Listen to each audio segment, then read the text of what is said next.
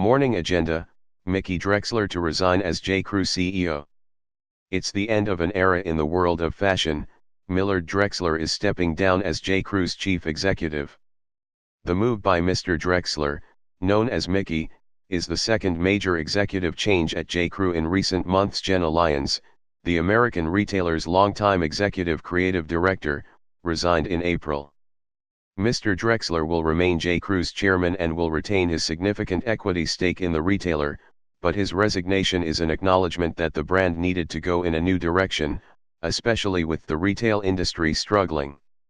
Succeeding Mr. Drexler at J.Crew, which is backed by the private equity firms TPG Capital and Leonard Green & Partners, will be James Brett, president of the home furnishing brand West Elm.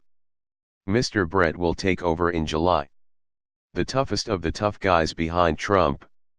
When President Trump appointed Mark E. Kasowitz as his private attorney to represent him in investigations into associates' ties to Russia, Beltway insiders scrambled to learn more about the lawyer, a newcomer to politics.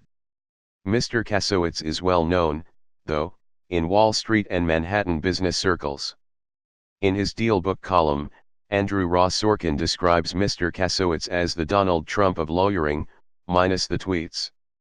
For example, the first paragraph of Mr. Kasowitz's biography on his firm's website highlights the dozens of media outlets that have written about him, and how they have described him as the toughest lawyer on Wall Street, an uber litigator and the toughest of the tough guys. In case you didn't get the message, he likes a good fight, the nastier the better, Mr. Sorkin writes. Kushner Companies seeks $250 million loan.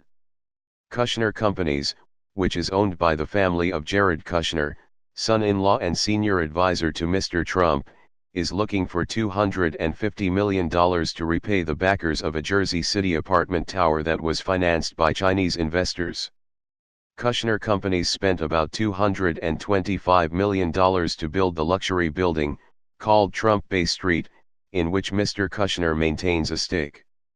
It financed the project with about $190 million in loans, including $50 million through the so-called EB-5 visa program, which gives foreign investors preferential treatment in obtaining permanent residency if they invest at least $500,000 in American development projects. Kushner Companies must repay a $140 million construction loan from CIT Group, which is due in September. It also wants to pay off its EB-5 loans, which are all from Chinese investors, even though the loans are not due for several years. Kushner Companies' refinancing plans were reported earlier by Bloomberg News. Coming up, results of a fight between General Motors and Greenlight Capital will be announced at the automaker's annual shareholder meeting in Detroit.